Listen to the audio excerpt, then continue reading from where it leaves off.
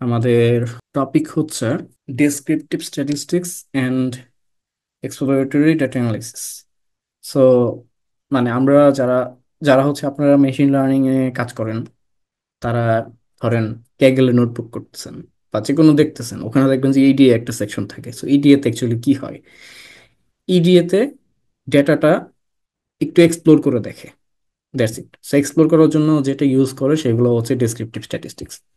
So সেখানে আপনারা কোন ধরনের ডেটার মধ্যে কি ধরনের স্ট্যাটিস্টিক্স আপনারা এক্সট্রাক্ট করবেন ডেটার গুণগত মান যাচাই করার জন্য, তো সেইটার একটা বেসিক আইডিয়া আপনাদের জানা দরকার। কারণ অনেক সময় সব ডেটার ক্ষেত্রে সব ধরনের মেজারমেন্ট কিন্তু কাজ করে না ঠিকভাবে, বা সেটার দিয়ে কিন্তু আমরা ডেটার একটা ভালো ছবি পাই না। তো সেই জন্য হচ্ছে আমাদের এই বেসিক নলেজটা থাকা প্রয়োজন। তো আজকের ক্লাসের মূল উদ্দেশ্য হচ্ছে সেইটা। তো আজকে আমরা আমাদের লার্নিং অবজেক্টিভটা কি, আমরা শুরুতে হচ্ছে কিছু common measures of central tendency সম্পর্কে আইডিয়া নিব, যেগুলো আপনারা অলরেডি জানেন, আমি জানি এগুলো সবাই জানেন। আর তাও আমি ধরে নিচ্ছি যে অল্প দু একজন থাকতে পারে যাদের এগুলো নিয়ে একটু ঝামেলা আছে। সো সবার কথা চিন্তা করে একদম বেসিক থেকে আমরা সামনের দিকে আগাবো, যাতে করে হয়তো অনেক কিছু নতুন আপনারা জেনে যাবেন যেটা হয়তো আগে জানতেন না। তারপর হচ্ছে আমরা কমন মেজার্স অফ ডিসপারশন সম্পর্কে আইডিয়া নিব।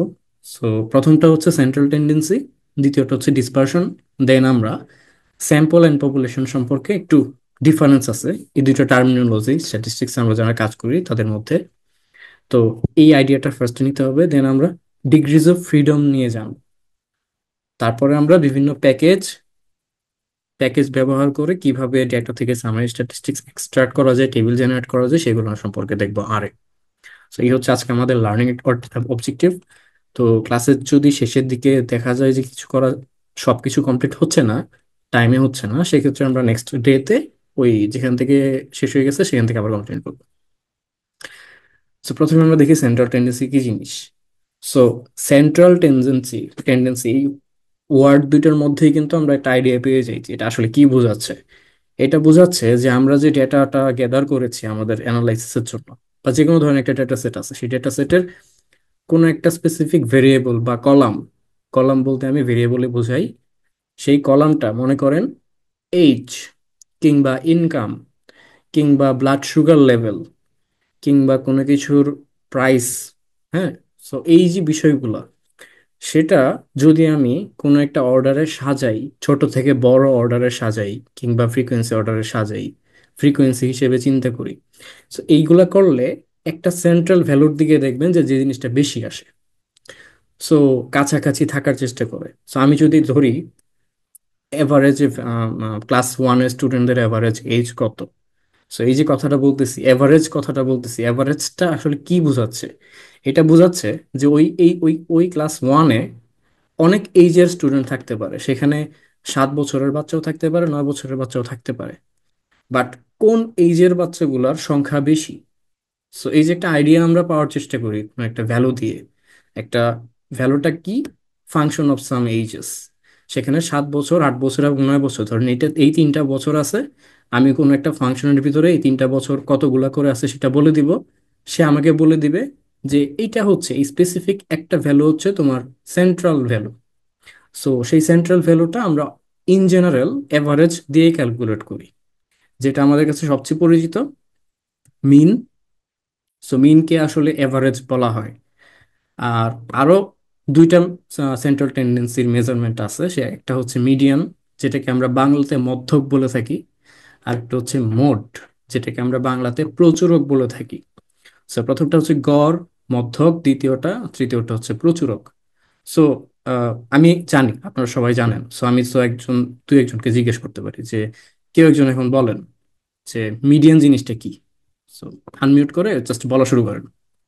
মিডিয়ান হচ্ছে ভাইয়া কোন একটা ডাটার মিডল যে ডাটাটা আছে ভ্যালুটা আছে সেটা। এক্স্যাক্টলি। সো আপনি না, অন্য একজন বলেন মোড কি, শুরুতে নামটা বলে নিন। আচ্ছা, কেউ যেহেতু বলতেছি না, মোড মানে বেশি হচ্ছে সংখ্যক বেশি সংখ্যক বার যেটা ইউজ হবে সেটা ইয়েস, একটা। যেই নাম্বারটা বেশি সংখ্যক বার আসবে। সো এটা মানে হচ্ছে প্রচুরক, যেটা প্রচুর পরিমাণে আসতেছে যেই ভ্যালুটা। সো হাইয়েস্ট একটা ভ্যালু হইতে পারে, এখানে মাল্টিপল ভ্যালু হইতে পারে। সো অনেক সময় আপনারা বাই মডাল ডিস্ট্রিবিউশন এরকম একটা টার্ম শুনবেন। সো এই টার্মটার মানে হচ্ছে ওই কোনো একটা ভেরিয়েবলের ডিস্ট্রিবিউশনের মধ্যে দুইটা মোড ভ্যালু আছে। ওইটাই হচ্ছে বাই মডাল ডিস্ট্রিবিউশন। সো মোডের টার্মটা ওইখানে ইউজ হচ্ছে এইভাবে। আর মিডিয়ানটা হচ্ছে মিডিয়েট ভ্যালু। আর মিন তো আমরা জানি যে কতগুলো যোগ করে যত নাম্বার সেটা দিয়ে ভাগ করলে আমরা মিন পাই। সো সামনে হচ্ছে এই তিনটারই ফর্মুলাটা আমরা সবকিছু দেখবো।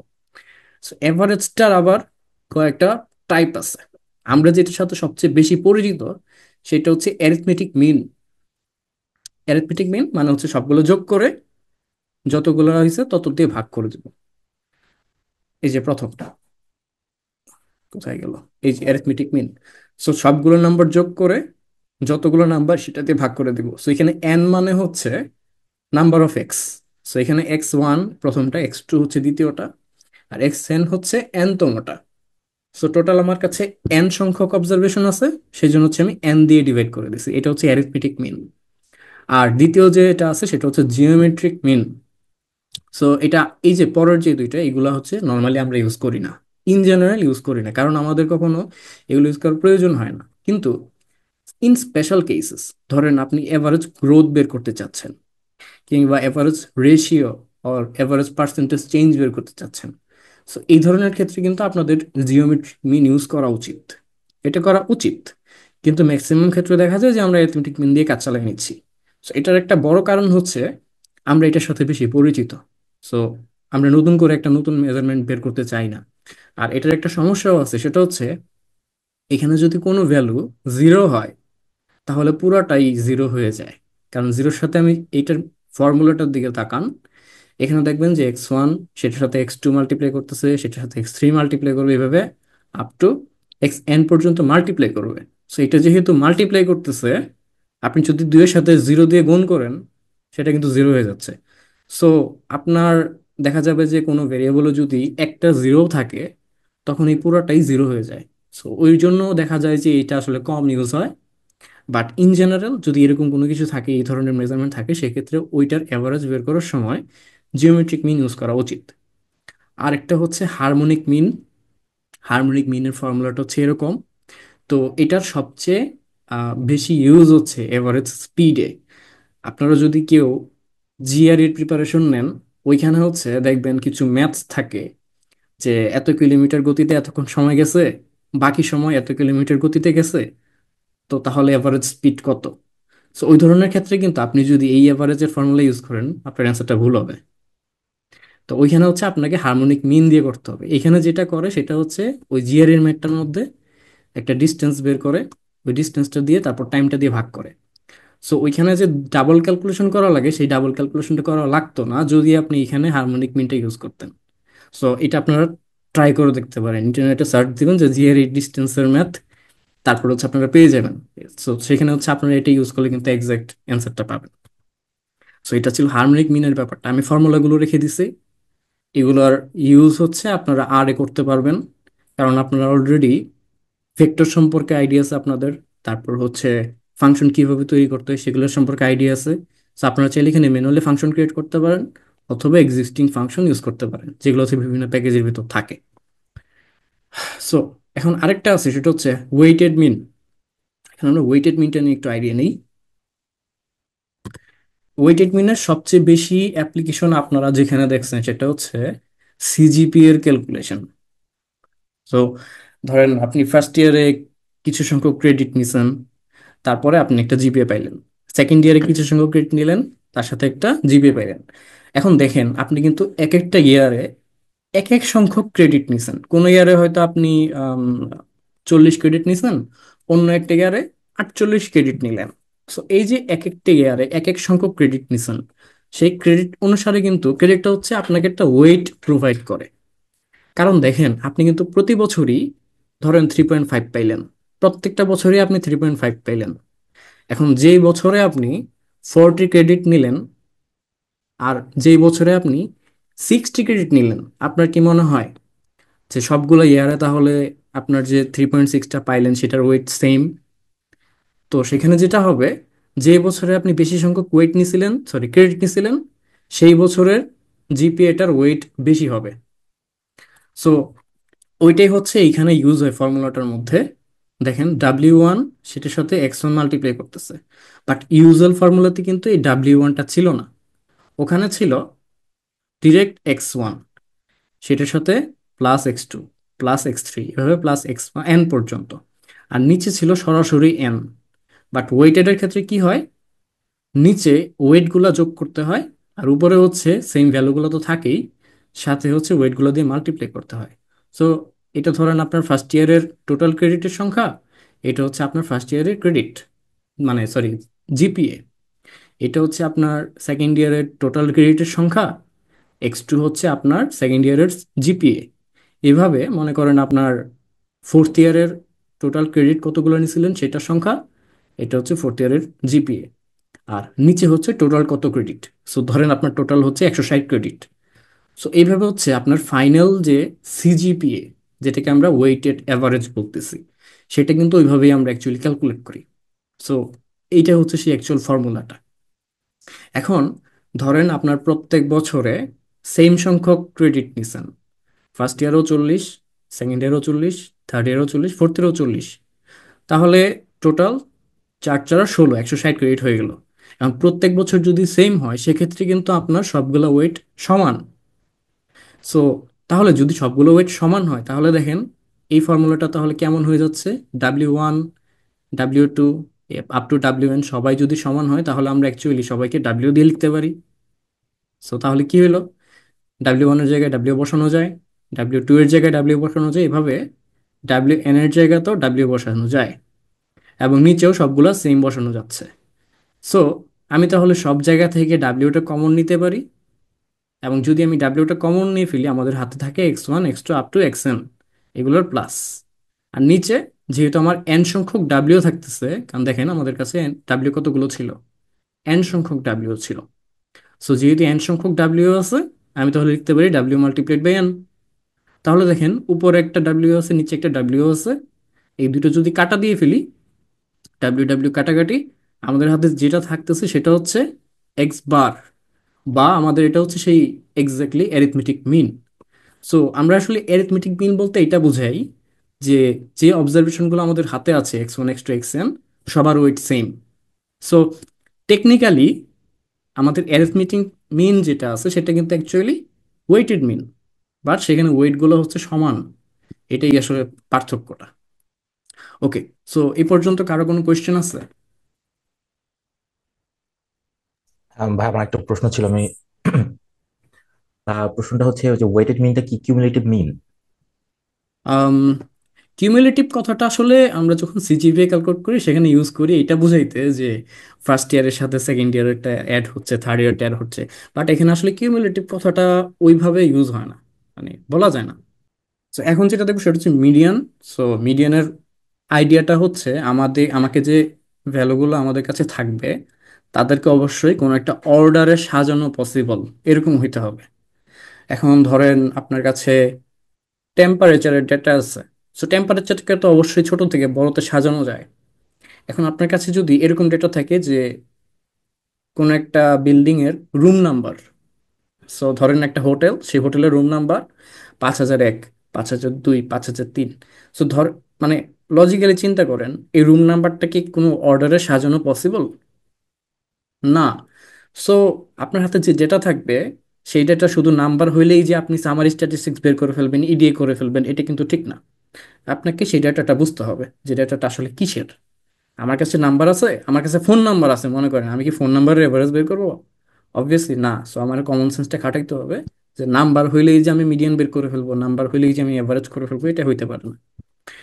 সো প্রথমগুলো পয়েন্টটা দেখি। প্রথমে হচ্ছে আমাদেরকে ভ্যালুগুলোকে হাইয়েস্ট থেকে লোয়েস্ট অর্ডারে সাজাইতে হবে, আর তারপরে হচ্ছে মিডল ভ্যালুটা বের করতে হবে। সো এখন ধরেন আমি সাজাইলাম, এখানে আমার কাছে কিছু আনঅর্ডার ডেটা ছিল, যে 388, দেন হচ্ছে 87, তারপর আবার 81। সো এইগুলো কিন্তু আনঅর্ডার্ড। এই আনঅর্ডার ডেটাটাকে যখন আমি ধরেন ছোট থেকে বড়তে সাজাইলাম, সো এটা হচ্ছে সবচেয়ে ছোটটা, এটা হচ্ছে সবচেয়ে বড়টা। সো এদের ঠিক মাঝখানের ভ্যালুটা যেটা, সেটাই হচ্ছে আমাদের মিডিয়ান। এখন আমাদের কেসে যেটা হয়ে গেছে এখানে, আমাদের মাঝখানে অ্যাকচুয়ালি দুইটা ভ্যালু হয়ে গেছে, 443 এবং 444, এই দুইটাই কিন্তু আমাদের মিডল ভ্যালু। তাহলে আমাদের মিডল অ্যাকচুয়ালি মিডিয়ানটা কি হবে? মিডিয়ানটা হবে তাহলে এই দুইটার মাঝখানের যে ভ্যালুটা সেটা। সো 43 আর 44-এর মাঝখানের ভ্যালু হচ্ছে 443.5। সো এটাই হচ্ছে আমাদের মিডিয়ান। এখন মাঝখানে যে এখানে তো হয়তো 43-এর পরের এক্স্যাক্টলি 44 নাম্বারটা চলে আসছে। সো এটা যদি 444 না হয়ে 445 হইতো, তাহলে হয়তো আমাদের মিডিয়ানটা হয়তো 444। সো এইভাবে আর কি মিডিয়ানটা ক্যালকুলেট করা হয়। সেটা এইটা হচ্ছে যখন আমাদের জোড় সংখ্যক নাম্বার থাকতেছে, তখন আমাদেরকে এইভাবে মাঝখানের দুইটার ঠিক মিডল ভ্যালুটা বের করে লাগতেছে, এটা অর্ডার করার পর। বাট আমাদের যদি বেজোড় সংখ্যক অবজারভেশন থাকতো, মনে করেন এই 495 নাম্বারটা নাই, তো সেক্ষেত্রে তো আমাদের মাঝখানের ভ্যালু কোনটা হইতো, এইটা 443। তো তখন আমাদেরকে এই কাহিনী করে মিডিয়ান বের করা লাগতো না। সো এটা হচ্ছে ম্যানুয়াল কাজ। অবভিয়াসলি আমরা ম্যানুয়ালি কোনো কিছুই করবো না, আমাদের কিছু আমাদের সব ফাংশন অলরেডি আর এক্সিস্ট করে। সো ওইখান থেকে আমরা ওইভাবে বের করে নিব। আর মোডের কথাটা অলরেডি ক্লিয়ার আপনারা, যে মোড মানে হচ্ছে most frequent value in a set of values. So মোডের ক্ষেত্রে কিন্তু ওই যে প্রথমে যে একটা কথা বলছিলাম, হোটেলের রুম নাম্বার, ধরেন 501, 502, 503, এরকম করে 580 পর্যন্ত রুম নাম্বার আছে। সো 5 নাম্বার তলায় 80টা রুম আছে। তো 80টা রুমের মধ্যে সবগুলোর ফ্রিকোয়েন্সি আমরা জানি। ধরেন কোনো একটা মাসে কতগুলো রুমে কতগুলো মানুষ আসছে, কত রাত থাকছে, এই ধরনের ডেটা আমাদের কাছে আছে। তো আমরা কিন্তু চাইলে এখন ওই রুম নাম্বারগুলার মোড ভ্যালু বের করতে পারবো। কারণ মোড মানে কি, কোন নাম্বারটা সবচেয়ে বেশি সংখ্যক আসছে। সো রুম নাম্বারগুলোর তো একটা ফ্রিকোয়েন্সি থাকতে পারে যে এই রুমে এত ওজন করে আসছে। সো সেই মোস্ট ফ্রিকোয়েন্ট ভ্যালু কোনটা, সেখান থেকে হচ্ছে আমরা রুম নাম্বারের মোড ভ্যালু বের করে ফেলতে পারবো। সো তার মানে হচ্ছে আমরা কিন্তু চাইলে সব জায়গায় সবগুলা সেন্ট্রাল টেন্ডেন্সি ইউজ করতে পারতেছি না।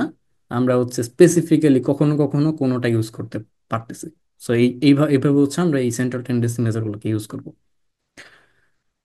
তো যেমন এখানে একটা এটা হচ্ছে কিছুদিন আগে আমি জাস্ট লিঙ্কডইনে মনে হয় ঘাটাঘাটি করতেছিলাম, তখন হচ্ছে আমার সামনে আসলো যে around 90 countries have launched over 13,401টা satellite. So on average each country has 148টা স্যাটেলাইট।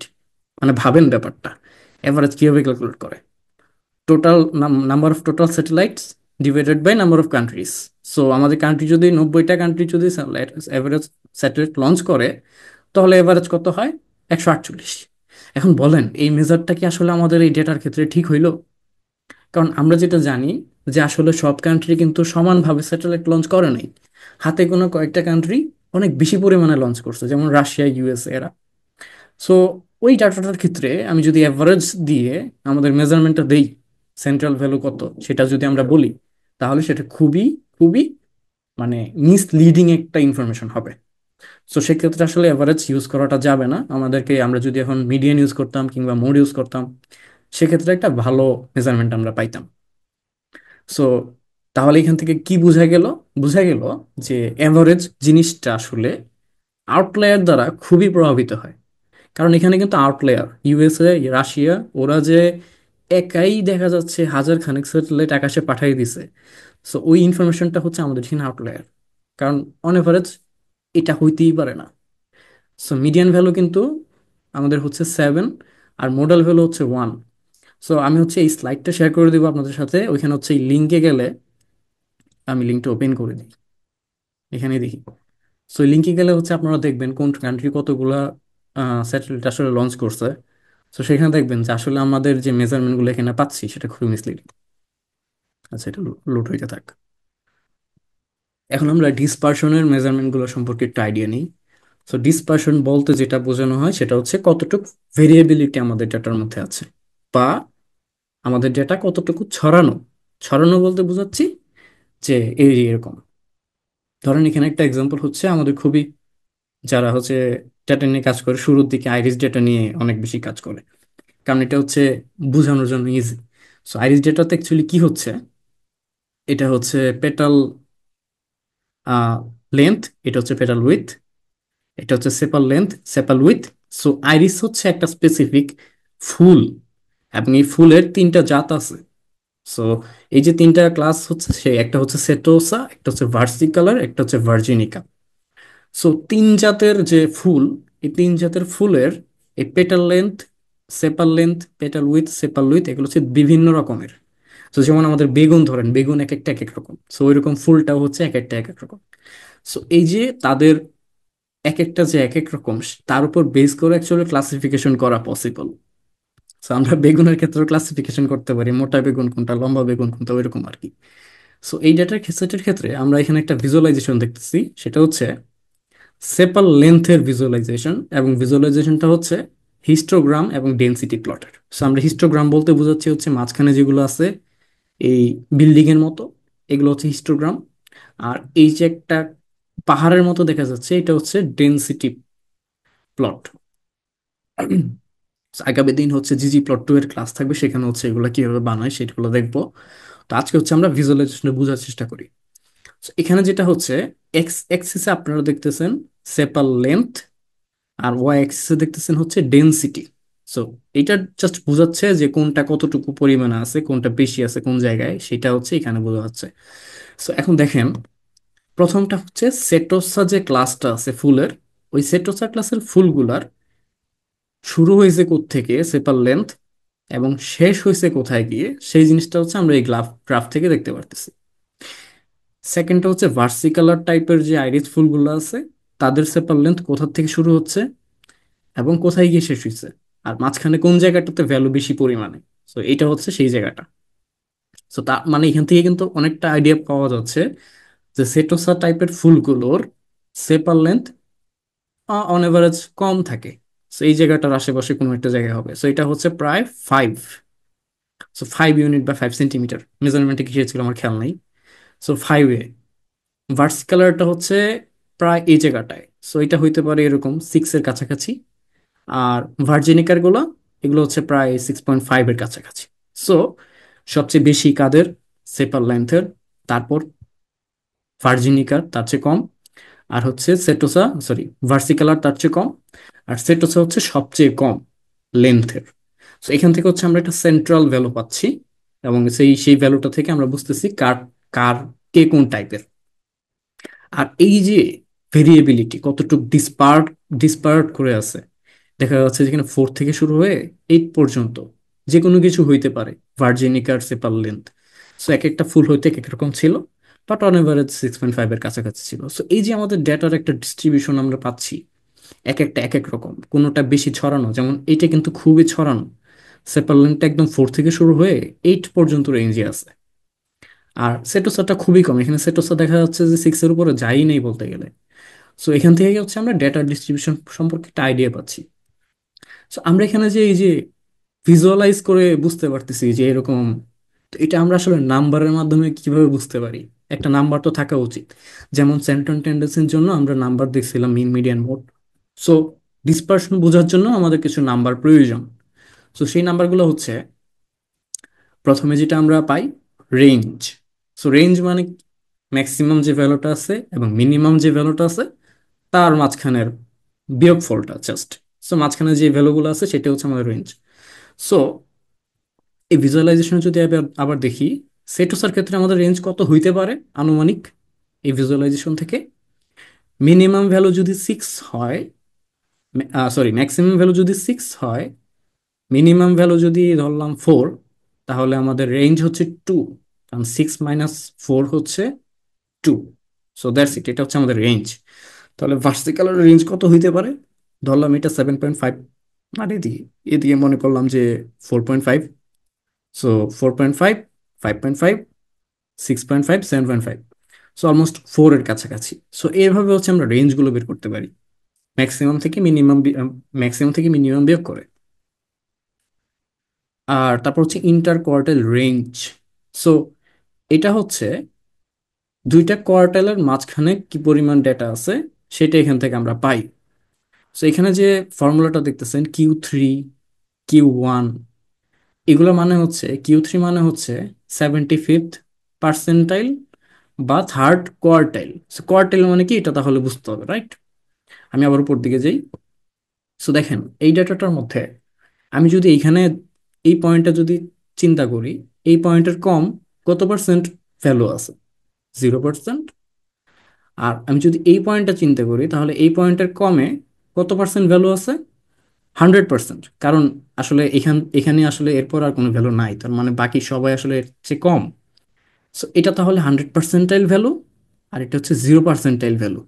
এখন মাঝখানে ঠিক বরাবর যদি আমি একটা কার্ড দেই, যার এই পাশে হচ্ছে 50% অবজারভেশন থাকে আর এই পাশে হচ্ছে 50% অবজারভেশন থাকে, তাহলে ঠিক মাঝখানের ভ্যালুটা হচ্ছে আমাদের মিডিয়ান ভ্যালু, এবং ওইটাকে আমরা থার্ড কোয়ার্টাইল বলতে পারি, সরি 50 পার্সেন্টাইল বলতে পারি।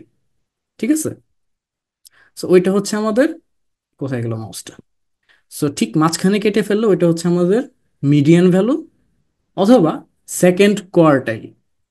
সো এটা হচ্ছে ফার্স্ট, সরি জিরো, তারপর মাঝখানে যদি আমি একটা কার্ড দিই সেটা হচ্ছে ফার্স্ট কোয়ার্টাইল, এখানে যদি একটা কার্ড দিই সেটা হচ্ছে সেকেন্ড কোয়ার্টাইল, এখানে যদি একটা আমরা কার্ড দিই সেটা হচ্ছে থার্ড কোয়ার্টাইল, আর এদিকে যদি একটা কার্ড দিই সেটা হচ্ছে ফোর্থ কোয়ার্টাইল। তো আমাদের আসলে ওই জিরো কিংবা ফোর এগুলো লাগে না, আমাদের মেইনলি লাগে হচ্ছে ফার্স্ট অ্যান্ড থার্ড। সো সেই দুইটার বিয়োগফল যেটা, সেটা হচ্ছে আমাদের ইন্টার কোয়ার্টাইল রেঞ্জ। এখন আমাদের রেঞ্জ থাকতে ইন্টার কোয়ার্টাইল রেঞ্জের প্রয়োজনীয়তাটা কি? এটার প্রয়োজনীয়তাটা হচ্ছে, দেখেন আমাদের এখানে কিছু ভ্যালু থাকতে পারে। প্রথম যেটা আছে, ধরলাম এই যে ভার্জিনিকার ক্ষেত্রে দেখেন, ভার্জিনিকার রেঞ্জটা আসলে অনেক বড়।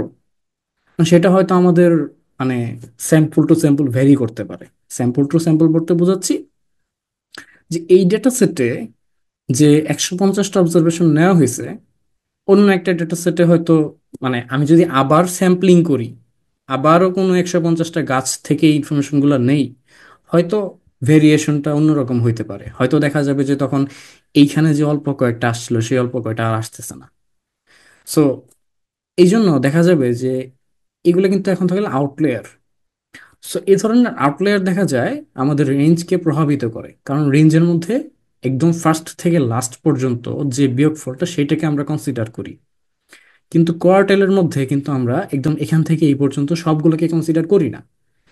ইন্টার কোয়ার্টাইল রেঞ্জের মধ্যে আমরা কনসিডার করি হচ্ছে 25 পার্সেন্টাইল ভ্যালু থেকে এখানে ধরেন 75 পার্সেন্টাইল এই ভ্যালুর পর্যন্ত যে ডিস্টেন্সটা সেইটাকে।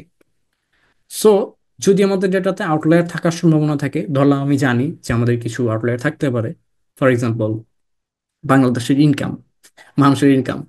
কারণ বাংলাদেশের মানুষের ইনকাম হয় এরকম যে ম্যাক্সিমাম মানুষের ইনকামই হচ্ছে 50,000 টাকার কম, কিন্তু অল্প কয়েকজনের ইনকাম হচ্ছে 10 লাখ টাকার বেশি। সো 10 লাখ টাকা বেশি যে তাদের জন্য দেখা যায় আমাদের মাথায় পিছু আয় অনেক বেশি দেখায়। সো ব্যাপারটা এরকম। সো ওই ধরনের আউটলায়ার গুলোকে বাদ দিয়ে যেন আমরা আমাদের রেঞ্জটা চিন্তা করতে পারি, সেই জন্য হচ্ছে আমরা ইন্টার কোয়ার্টাইল রেঞ্জকে ইউজ করি। সো এটার ফর্মুলা হচ্ছে Q3 - Q1, এবং এখানে লেখা আছে পাশে সবকিছু। সো আপনারা এখান থেকে দেখে নিতে পারেন। তারপর হচ্ছে ভেরিয়েন্স। যে যে ভেরিয়েন্স, তারপর হচ্ছে স্ট্যান্ডার্ড ডিভিয়েশন, এইগুলোর সাথে আপনারা বেশি পরিচিত, কারণ হচ্ছে এইগুলো মোস্ট স্ট্যান্ডার্ড এবং সব ধরনের স্ট্যাটিস্টিক্যাল অ্যানালিসিসের মধ্যে এগুলো ইউজ হয় কোনো না কোনো জায়গায়। সো ভেরিয়েন্সের ফর্মুলাটা একটু জটিল মনে হইতে পারে শুরুতে, বাট এটার ফর্মুলাটা ইজি। সো প্রথমে হচ্ছে আপনাকে যে ডেটাটা দেওয়া হবে সেটার এভারেজটা ক্যালকুলেট করতে হবে। সো এখানে যে এক্স বার দেখা যাচ্ছে সেটা হচ্ছে আমাদের এভারেজ ভ্যালু, এবং এক্স আই যেটা দেখা যাচ্ছে এটা হচ্ছে আমাদের প্রত্যেকটা অবজারভেশন বোঝাচ্ছে। সো ধরেন আমার হাতে 10 জনের ইনফরমেশন আছে। সো 10 জনের ইনফরমেশনে X1 মানে হচ্ছে প্রথম জনের ইনফরমেশন, X2 মানে হচ্ছে দ্বিতীয় জনের ইনফরমেশন, এভাবে X10 পর্যন্ত যাবে। সো আমরা যেটা করব সেটা হচ্ছে এই 10 জনের এভারেজটা ফার্স্টে ক্যালকুলেট করে ফেলি।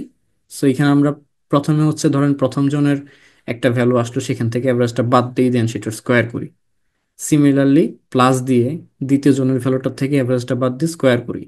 এভাবে সবগুলা সাম করে n-1 দিয়ে ভাগ করে ফেলা হয়। সো আমরা সামনে আসতেছি যে নিচে n-1 কেন, n কেন না। সো এটা হচ্ছে আমরা ডিগ্রিজ অফ ফ্রিডমের পার্টি গিয়ে ক্লিয়ার করব। সো এখানে আমরা যেটা ক্যালকুলেট করছি সেটা হচ্ছে ভেরিয়েন্স, এবং ভেরিয়েন্সের ফর্মুলাটা হচ্ছে এটা। এবং ভেরিয়েন্সটা আমাদেরকে বোঝায় যে ডেটার ভেরিয়েবিলিটি কিরকম অ্যারাউন্ড মিন।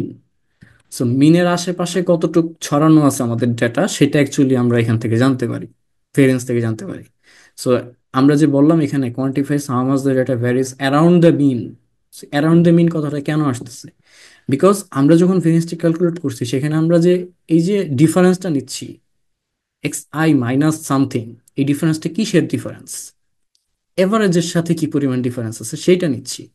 তো সেটার জন্যই আসলে এখানে আমরা এখানে লিখছি যে ডেটা ভ্যারিজ অ্যারাউন্ড দ্য মিন।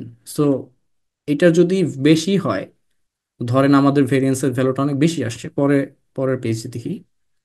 এই যে দেখেন, এখানে হচ্ছে ওই যে এক একটার সবগুলোর নাম্বার দেওয়া আছে। যেমন সেটোসের ক্ষেত্রে আমাদের মিনিমাম ভ্যালু হচ্ছে 4.3। সো এইদিকে আসলে 4.3 পর্যন্ত ভ্যালু গেছে। আর সেটোসের ক্ষেত্রে ম্যাক্সিমাম ছিল 5.8। সো এখানে 5.8 পর্যন্ত আসছে। সিমিলারলি বাকিগুলো রেঞ্জ হচ্ছে সবচেয়ে বেশি এই যে ভার্জিনিকার, এই যে এটার রেঞ্জ সবচেয়ে বেশি। আর সিমিলারলি ভেরিয়েন্সটা দেখেন, ভেরিয়েন্স হচ্ছে 0.124, সেটোসের জন্য সবচেয়ে কম। তারপর হচ্ছে ভার্সিকালের জন্য 0.266। আর সবচেয়ে বেশি হচ্ছে যেটা আমাদের এক্সপেক্টেড ছিল 0.404, এটা হচ্ছে ভার্জিনিকার জন্য। সো দেখেন এই যে ভ্যালুগুলো আসছে, এই ভ্যালুগুলো আমাকে আমাকে বোঝাচ্ছে যে এভারেজ থেকে আমাদের ডেটাটা ভেরিয়েবিলিটি কত বেশি, কিরকম। সো যেটার সবচেয়ে বেশি, এই যে নিচেরটা সবচেয়ে বেশি। সো এটা কিন্তু আমরা এখানে ফিগার থেকেও বুঝতে পারতেছি। So, এরপর যেটা আছে সেটা হচ্ছে, মেহেদিমির, হ্যাঁ কোয়েশ্চেন করেন। ভাইয়া ভেরিয়েন্সের ব্যাপার যেটা দেখলাম, ওইখানে তো এভারেজ থেকে আচ্ছা, সো এখানে আসলে ভেরিয়েন্সের গুরুত্বটা নিয়ে কথা বলতেছিলাম যে অনেক সময় দেখা যায় যে আমাদের ডেটার মধ্যে আমরা ধরেন একটা অ্যানালাইসিস করতেছি, অ্যানোভাটা ইউজ করা হয় মাল্টিপল গ্রুপের মধ্যে এভারেজ কোনো ডিফারেন্স আছে কিনা। মনে করেন মেল এবং ফিমেল, মেইলের ফুড কনজাম্পশন এবং ফিমেলের ফুড কনজাম্পশন, আমি একটা ডেটা নিলাম। অথবা তিনটা এজ গ্রুপ, এই তিনটা এজ গ্রুপের আমি ফুড কনজাম্পশন নিলাম, কত গ্রাম করে তারা চিনি খায় প্রত্যেক দিন, এরকম ডেটা নিলাম। এখন নেয়ার পর আমি যদি এরকম একটা গ্রাফ করি, আমি তো একটা ডিস্ট্রিবিউশন পাবো, রাইট? এরকম কোন একটা ডিস্ট্রিবিউশন পাবো। এখানে যেমন আমরা সেপার লেন্থের ডিস্ট্রিবিউশন পেলাম, সেরকম সুগার কনজাম্পশনের একটা ডিস্ট্রিবিউশন পাবো। তো সেখানে আমরা এরকম কিছু একটা এভারেজ কিছু একটা পাবো, রাইট? সো আমাদের দেখা যাবে যে এভারেজে হয়তো আমরা 10 গ্রাম করে চিনি খাই প্রত্যেক ছেলেরা বা মেয়েরা, বা 10 থেকে 15 বছর বয়সী এরকম, 16 থেকে 20 বছর বয়সী এরকম, 21 থেকে 25 বছর বয়সী এরকম। সো তখন যদি আমরা এভারেজে ডিফারেন্স চেক করার জন্য অ্যানোভা করি, সেই অ্যানোভা টেস্টের এজাম্পশন হচ্ছে এই যে গ্রুপগুলো থাকবে তাদের ভেরিয়েন্স সমান হইতে হবে। সমান না হইলেও অন্তত কাছাকাছি হইতে হবে। হয়তো এটা দেখা যাবে 1.124, এটা হইতে পারে 1.14 সামথিং, বা এটা হইতে পারে 1.0 সামথিং, কাছাকাছি হইতে হবে। আদারওয়াইজ সেখানে অ্যানোভা করাটা মিসলিডিং হবে। সো এটা হচ্ছে আমাদের ভেরিয়েন্সের একটা মানে প্রয়োজনীয়তা। আমরা ইডিএ করব, করে হচ্ছে এরকম ভেরিয়েন্স, স্ট্যান্ডার্ড ডিভিয়েশন, রেঞ্জ এগুলো দেখব। দেখে যদি দেখি যে আমাদের পরবর্তী যে অ্যানালাইসিস গুলো আছে সেটার যে অ্যাজাম্পশন গুলা সেগুলো আসলে মিট করে, তখনই আমি শুধুমাত্র এই কাজগুলো করতে পারবো, আদারওয়াইজ আমি করতে পারবো না। আর পরের যেটা, এটা হচ্ছে standard deviation. Standard deviation is nothing but the square root of variance. সেটা ফর্মুলা আছে যে জাস্ট আমি যে ভেরিয়েন্সটা পাচ্ছি সেটার স্কোয়ার রুট, দ্যাটস ইট। আর পরেরটা তো ইন্টার কোয়ার্টেট রেঞ্জ, এটা অলরেডি আমরা দেখে ফেলছি। আর সিভি বা coefficient of variation, sorry, coefficient of variation, এটার ফর্মুলা হচ্ছে standard deviation divided by mean. So এটা খুবই ইউজফুল কখন, যখন হচ্ছে আমাদের মাল্টিপল স্কেল থাকতে পারে। ধরেন আমি দুইটা দেশ থেকে ডাটা নিচ্ছি। একটা দেশ হচ্ছে ইউরোপিয়ান কোন একটা কান্ট্রি, ধরেন জার্মানি। আর একটা দেশ হচ্ছে ইউএসএ, ইউএসএর কোন একটা স্টেট ফর এক্সাম্পল। সো এই যে দুইটা রিজন থেকে আমি ডেটা নিলাম। একটা রিজনের মানুষজন ডেটা কালেক্ট করছে এইভাবে যে তারা হাইট নিছে হচ্ছে ফিটে। আরেক দেশের ডেটা নিলাম এরকম যে তারা হাইট ফিট করছে মিটারে। তো এখন আমি চাইলে কিন্তু মিটারটাকে ফিটে কনভার্ট করতে পারি, কনভার্ট করে তারপরে হচ্ছে ভিজুয়ালাইজ করতে পারি, যে যা ইচ্ছা তা করতে পারি। আরেকটা ওয়ে হচ্ছে আমি কোএফিসিয়েন্ট অফ ভেরিয়েশন দিয়ে তার ডিফারেন্সটা দেখতে পারি। এখন আমি যখন ডিফারেন্ট স্কেল নিয়ে কাজ করতেছি, ধরেন সেপার লেন্থটা এখানে যেরকম সবগুলো সেম ছিল, সেটোসের ক্ষেত্রে সেন্টিমিটার মনে করেন, পার্সিকেলেরও সেন্টিমিটারে, আর ভার্জিনিকা তো সেন্টিমিটারে। যদি এরকম হইতো যে এটা আসলে সেন্টিমিটার না এটা মিটারে, তো তখন দেখা যেত যে এই স্কেলটা একদম ওই দিকে চলে গেছে, নিচে ওই দিকে চলে গেছে। তো তখন এই দুইটার মাঝে কম্পারিজন করাটা কঠিন হয়ে যাইত, এবং দেখা যেত যে একটার ভেরিয়েন্স অনেক বেশি আর একটা ভেরিয়েন্স অনেক কম। এখন ভেরিয়েন্সের কম্পারিজনটা তখনই পসিবল কয়েকটা গ্রুপের মধ্যে যখন তাদের মেজারমেন্ট স্কেলটা সেম হয়। ধরেন এটা যদি সেন্টিমিটারে হয়, এটাকেও সেন্টিমিটারে হইতে হবে, এবং তখনই শুধুমাত্র আমি ভেরিয়েন্সগুলো কম্পারিজন করতে পারবো যে না আসলে এই যে ভেরিয়েন্সটা আসছে এটা এটার চেয়ে বড়, তখনই আমি কম্পারিজনটা করতে পারবো। আদারওয়াইজ আমাদের কম্পারিজনটা মিসলিডিং হবে। কিন্তু কোএফিসিয়েন্ট অফ ভেরিয়েশনের সুবিধাটা হচ্ছে সে আসলে স্কেলের উপর ভ্যারি করে না, স্কেলের উপর ডিপেন্ড করে না। কারণ তাকে যখন আমি এই যে মিন দিয়ে ভাগ করে ফেলতেছি, তখন সে আসলে স্কেল ইন্ডিপেন্ডেন্ট হয়ে যায়। ঠিক আছে? সো ইট ডাজেন্ট ম্যাটার সেটা আসলে সেন্টিমিটার সেলসিয়াসে মেজার করা হয়েছে নাকি ফারেনহাইটে, মিটারে নাকি সেন্টিমিটার নাকি কিলোমিটার, ইট ডাজেন্ট ম্যাটার। আমি হচ্ছে এখানে যে ভ্যালুটা পাচ্ছি সেটাকে আমি মানে যে কোনো ভাবে হচ্ছে এটা কম্পেয়ার করতে পারবো। তো এখান থেকে আমি ইজিলি বলতে পারবো যে এটা আসলে সবচেয়ে ছোট, এটা তার চেয়ে বড়, এটা তার চেয়ে বড়। সো কোফিশিয়েন্ট অফ ভেরিয়েশনের সুবিধা হচ্ছে এটা।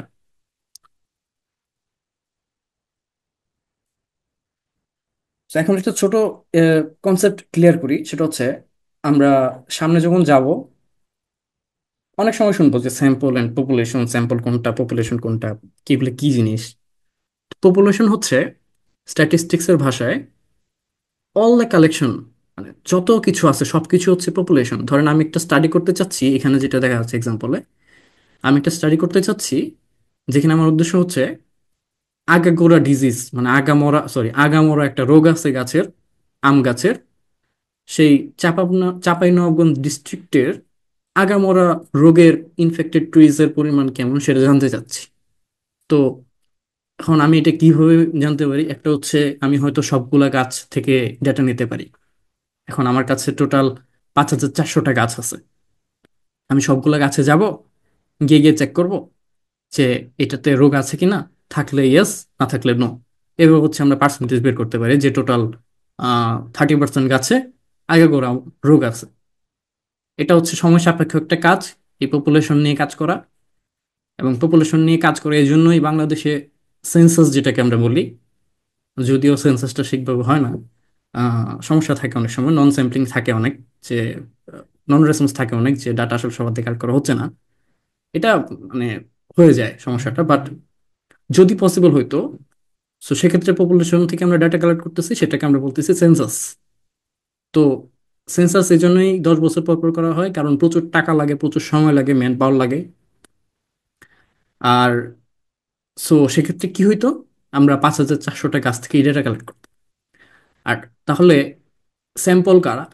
স্যাম্পল হচ্ছে ওই 5,400টা থেকে ধরেন র্যান্ডমলি আমি 300টা গাছকে সিলেক্ট করলাম, যেই 300টা গাছ আসলে আমাদের সেই 5,400টা গাছকে রিপ্রেজেন্ট করে। সো এই যে রিপ্রেজেন্টেটিভ কতগুলো গাছ, এটা হচ্ছে আমাদের সেই স্যাম্পল।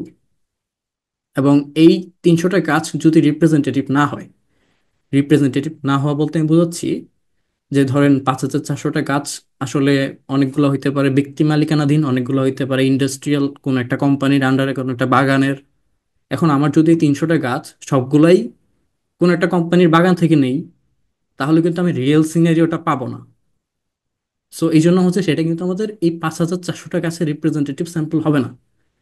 5,400টা গাছের রিপ্রেজেন্টেটিভ স্যাম্পল তখনই হবে যখন আমি র্যান্ডমলি প্রত্যেকটা, মানে যে গাছগুলো আছে প্রত্যেকটা গাছের সিলেকশনের প্রবাবিলিটি সমান হবে, তখনই আমরা সেটাকে র্যান্ডম স্যাম্পলিং করতে পারবো। আদারওয়াইজ সেখানে বায়াস থাকতে পারে, যে আমি সবগুলাই ব্যক্তিগত গাছ নিলাম, সেক্ষেত্রে আবার দেখা যাবে যে কোম্পানির গাছগুলোতে আর নেওয়া হলো না। এখন ধরেন ব্যক্তিগত গাছগুলো আগামরা ডিজিজ হওয়ার সংখ্যা বেশি হইতে পারে স্বাভাবিকভাবে। তো তখন দেখা যাবে যে আমরা যে বলতেছি যে চাঁপাইনবাবগঞ্জ ডিস্ট্রিক্টে আগামরা ডিজিজ হচ্ছে 60% গাছে, তখন একটা ভুল ইনফরমেশন আসবে। আমি আবার যদি শুধু কোম্পানি গাছগুলো থেকে নেই, সেক্ষেত্রে দেখা যাবে যে 10% গাছে হচ্ছে ডিজিজ, সেটা একটা ভুল ইনফরমেশন হবে। তো এইভাবে হচ্ছে আমরা স্যাম্পলিং এর মাধ্যমে একটা ভুল স্ট্যাটিস্টিক্স নিয়ে আসি, তারপর আমরা ফেসবুকে পোস্ট করি যে statistics lie, damn lie and statistics. So statistics আসলে মিথ্যা বলে না, মিথ্যা বলে মানুষ, সেটাকে ভুলভাবে ইউজ করে। সো যেটা বলতেছিলাম, এখানে এই যে 300টা গাছ এটা হচ্ছে রিপ্রেজেন্টেটিভ হতে হবে, এবং এই যে 300 এই নাম্বারটা হচ্ছে আমাদের স্যাম্পল সাইজ। সো স্যাম্পল সাইজকে স্মল এন দিয়ে ডিনোট করা হয়, এবং পপুলেশন সাইজকে ক্যাপিটাল এন দিয়ে ডিনোট করা হয়। সো আমরা যে একটু আগে ফর্মুলাগুলো দেখছি সেখানে কিন্তু আমরা সবসময় স্মল লেটার ইউজ করছিলাম এন, এন বুঝাইতে। সো ওগুলো সবাই ছিল স্যাম্পল। সো আমরা আসলে ইন জেনারেল পপুলেশন নিয়ে কাজ করি না, কারণ দেখেন যত রিসার্চ হচ্ছে কেউই কিন্তু আসলে পুরো পপুলেশন থেকে ডেটা নেয় না। ধরেন আপনি যদি হার্ট ডিজিজ নিয়ে কাজ করেন, আপনি কিন্তু বাংলাদেশের সব জায়গায় গিয়ে সব মানুষের থেকে কাদের হার্ট ডিজিজ আছে সবার থেকে ডেটা কালেক্ট করেন না। আপনি যেটা করেন র্যান্ডমলি কিছু মানুষের কাছে যান, পরিচিত টরিচিত আবিজাবি, গিয়ে হচ্ছে তাদের থেকে ডেটা নেন।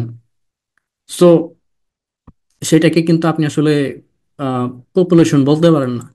তো সেখানে হচ্ছে আপনাকে স্যাম্পল বলতে হবে, এবং স্যাম্পল বলার পাশাপাশি আপনি যে কাজটা করছেন সেটার জন্য সব ফর্মুলা হচ্ছে স্যাম্পলের ইউজ করতে হবে। সো আমি যেটা বলতেছিলাম উপরে, ভেরিয়েন্সের জন্য যে ফর্মুলাটা ইউজ করতে হবে এটা পপুলেশনের ফর্মুলা, স্যাম্পলের ফর্মুলা ইউজ করতে হবে। এবং স্যাম্পলের ফর্মুলাতে নিচে n-1 থাকে, কিন্তু পপুলেশনের ফর্মুলাতে নিচে এন থাকে, ক্যাপিটাল এন। ঠিক আছে?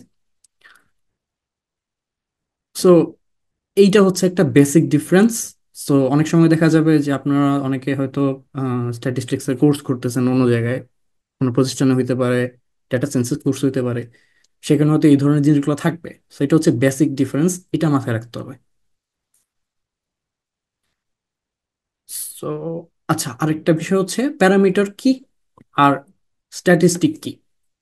সো প্যারামিটার হচ্ছে এটা ক্যালকুলেট করা হয় পপুলেশন থেকে।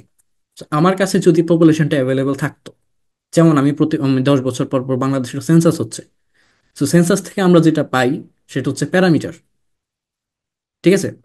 সো এটা হচ্ছে ট্রু ভ্যালু, যেখানে আমরা একদম সব জায়গা থেকে ডাটা নিয়ে তারপরে হচ্ছে একটা ভ্যালু দেই। যদিও রিয়েল সিনারিও অন্যরকম হইতে পারে, এটা নিয়ে আমি ডিবেটে যাব না, বাট প্র্যাকটিস হচ্ছে এরকম। সো ওটাই হচ্ছে ট্রু ধরে নিয়ে আমরা পরবর্তীতে কাজ করি। আর ইন জেনারেল আমাদের কাছে আমরা যে কাজগুলো করি সেখানে আমাদের ট্রু প্যারামিটার বা প্যারামিটারের ভ্যালু সেটা আমাদের কাছে আননোন থাকে। হ্যাঁ। সো আমাদের মেইন গোল থাকে এই যে প্যারামিটারটা সেটাকে এস্টিমেট করা। সো প্যারামিটার বিভিন্ন রকম হইতে পারে। এভারেজ, এটা একটা প্যারামিটার। কোনো একটা পপুলেশনের এভারেজ এইজ, এটা একটা প্যারামিটার। ওই প্যারামিটারটাকে আমরা এস্টিমেট করি। সো এস্টিমেটটা করি আমরা কোনো একটা স্ট্যাটিস্টিক ইউজ করে। সো এই টার্মিনোলজিগুলোকে আপনাদের মাথায় ঢুকাইতে হবে। So, আমরা কোনো একটা কিছুকে স্ট্যাটিস্টিক তখন বলি যখন সেটাকে আমরা স্যাম্পল থেকে ক্যালকুলেট করি। সো এই ক্যালকুলেট করার কোত্থেকে ক্যালকুলেট করতেছি সেটার উপর ডিপেন্ড করে হচ্ছে এই নামকরণগুলো হচ্ছে, যে আমরা যদি পপুলেশন থেকে ক্যালকুলেট করি সেটা হচ্ছে প্যারামিটার, আমরা যদি স্যাম্পল থেকে ক্যালকুলেট করি সেটা হচ্ছে স্ট্যাটিস্টিক। এটা হচ্ছে বেসিক ডিফারেন্স দুইটার মধ্যে।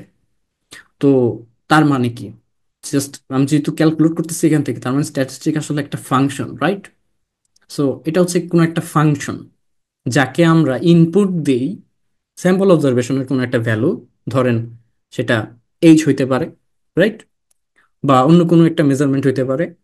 সেই জিনিসটা হচ্ছে আমরা ওই ফাংশনের ভিতর দিয়ে দিই, সে আমাকে একটা ভ্যালু দিয়ে দেয়। সেই ভ্যালুটা হচ্ছে স্ট্যাটিস্টিকের ভ্যালু। সো এখন ওই স্ট্যাটিস্টিকের ভ্যালুটা যদি অ্যাকচুয়ালি কোনো একটা প্যারামিটারকে রিপ্রেজেন্ট করে, বা আমরা যদি সেটা দিয়ে কোনো একটা প্যারামিটারকে এস্টিমেট করি, ধরেন একটু আগে যেটা বলতেছিলাম যে অ্যাভারেজ এইজ, সেটা আমাদের কাছে আননোন। ফর এক্সাম্পল, আপনারা যতজন আছেন 100 জন হয়তো ক্লাসে থাকার কথা। তো 100 জন হচ্ছে আমার পপুলেশন। এখন পপুলেশনের সবাই আমার কাছে নাই, আজকে ক্লাসে অ্যাটেন্ড করে নাই। তো আমি তো তাহলে সবার থেকে ডেটা নিতে পারতেছি না। এখন যদি আপনি আপনাদের সবাইকে জিজ্ঞেস করি যে আপনাদের এজ কত, তারপর সেই ইনফরমেশনটা নেই, নিয়ে বলি যে আপনাদের এভারেজ এজ হচ্ছে এই, আমার এই কোর্সে যতজন মানুষ আসছে তাদের এভারেজ এজ হচ্ছে এত, তো এটা হচ্ছে আমাদের এস্টিমেটর। আমরা এটা হচ্ছে আমাদের এস্টিমেট, এভারেজ এইজের একটা এস্টিমেট আমি পাইলাম এখান থেকে। সো এটা কিন্তু প্যারামিটার না। প্যারামিটার তখন হইতো যখন আমি এই ক্লাসের 100 জন মানুষকে নিয়েই এভারেজ এজটা বের করতাম। ক্লিয়ার? এই পর্যন্ত কারো কোনো কোয়েশ্চেন আছে?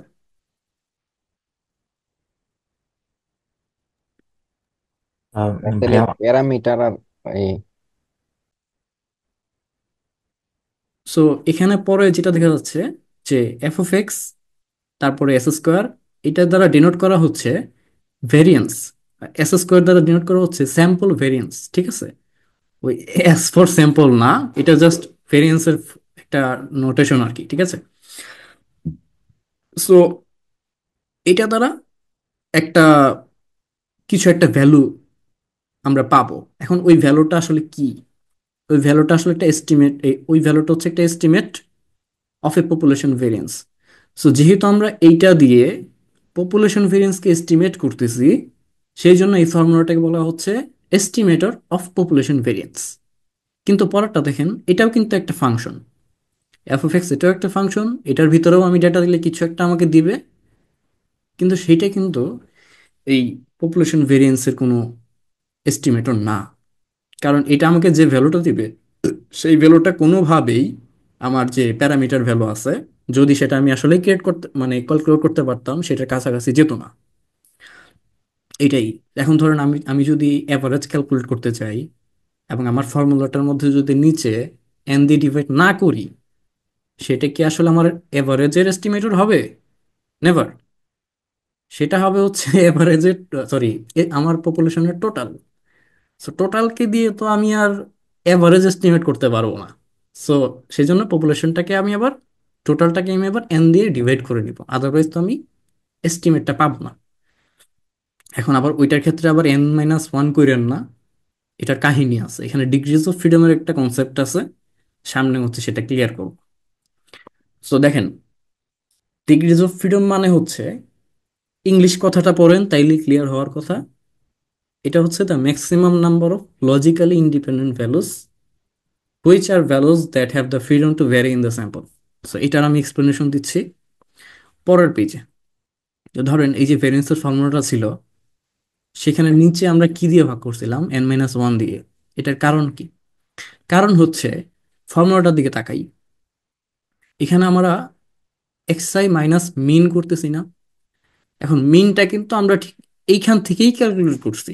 আমার কাছে যে ধরেন এই যে ক্লাসে 18 জন মানুষ আপনারা আছেন, এই 18 জন মানুষের এইজ থেকেই কিন্তু আমি মিনটা ক্যালকুলেট করছি, ঠিক আছে? সো যেহেতু আমি 18 থেকে একটা অলরেডি ক্যালকুলেট করে ফেলছি, আমার একটা ডিগ্রি অফ ফ্রিডম কমে যাবে। সো সেই জন্য হচ্ছে আমি ওয়ান দিয়ে মাইনাস করে ফেলছি। এখন আরেকটা এক্সাম্পল হইতে পারে এরকম, যে ধরেন সিম্পল লিনিয়ার রিগ্রেশন, সেখানে আমরা একটা লাইন ফিট করি, যেখানে দুইটা জিনিস আমাদের এস্টিমেট করতে হয়, একটা হচ্ছে ইন্টারসেপ্ট প্যারামিটার, আরেকটা হচ্ছে slope parameter. So simple linear রিগ্রেশনে আমাদের ইন্ডিপেন্ডেন্ট ভ্যালু থাকে একটা, সরি ইন্ডিপেন্ডেন্ট ভেরিয়েবল থাকে একটা। তো সেই একটা ইন্ডিপেন্ডেন্ট ভেরিয়েবলের জন্য একটা স্লোপ প্যারামিটার আমরা এস্টিমেট করি, মাইন্ড ইট, স্লোপ প্যারামিটার আমরা এস্টিমেট করি, ঠিক আছে? কারণ আমাদের কাছে যদি অ্যাকচুয়াল পপুলেশনের ইনফরমেশন থাকতোই, আমাদের তো লিনিয়ার রিগ্রেশন করাই লাগতো না, রাইট? কারণ আমরা জানি যে কোন কোন ধরনের মানুষের জন্য আমার ওয়াই এর ভ্যালু কেমন হবে। হ্যাঁ। সো আমাদের তো সেখানে কোনো কিছু লাইন ফিটিং বা প্রেডিকশন এরকম কোনো কিছু প্রয়োজনই হইতো না যদি আমাদের কাছে পপুলেশন থাকতো। তো যেহেতু পপুলেশন নাই, সেই জন্যই আমাদের একটা লাইন ফিটিং এর প্রয়োজন পড়তেছে, কিছু এরর থাকতেছে, সেই এররটা মিনিমাইজ করার প্রয়োজন হচ্ছে। সো এই সিম্পল লিনিয়ার রিগ্রেশনের সিনারিওটা হচ্ছে এরকম, সেখানে একটা ইন্ডিপেন্ডেন্ট ভেরিয়েবল থাকে, একটা ডিপেন্ডেন্ট ভেরিয়েবল থাকে, সেটা দিয়ে লাইন ফিট করা হয়। সেখানে দুইটা প্যারামিটার এস্টিমেট করতে হয়, একটা হচ্ছে ইন্টারসেপ্ট প্যারামিটার, একটা হচ্ছে স্লোপ প্যারামিটার। সো যেহেতু এখানে ইন্ডিপেন্ডেন্ট ভেরিয়েবল একটাই ছিল, সো স্লোপ প্যারামিটার একটাই থাকবে। তাহলে দেখেন আমি কয়টা জিনিস এস্টিমেট করলাম এখানে, কেউ একজন বলেন তো? ভাই দুইটা। রাইট। যেহেতু আমি দুইটা এস্টিমেট করছি, সেই জন্য এন থেকে টু মাইনাস হয়ে গেছে, আমাদের দুইটা ডিগ্রি অফ ফ্রিডম লস্ট হয়ে গেছে। তো এখন আমরা এটা কোথায় ইউজ করতেছি? এটা ইউজ করতেছি হচ্ছে variance of the residuals of two, মানে মানে রেসিজুয়ালের ভেরিয়েন্স ক্যালকুলেট করতে আমরা এটা ইউজ করতেছি। তো আমরা যখন সামনে ক্লাসগুলোতে যাব, সেখানে দেখবো যে এই যে এইটা আমাদের কেন ক্যালকুলেট করা লাগতেছে।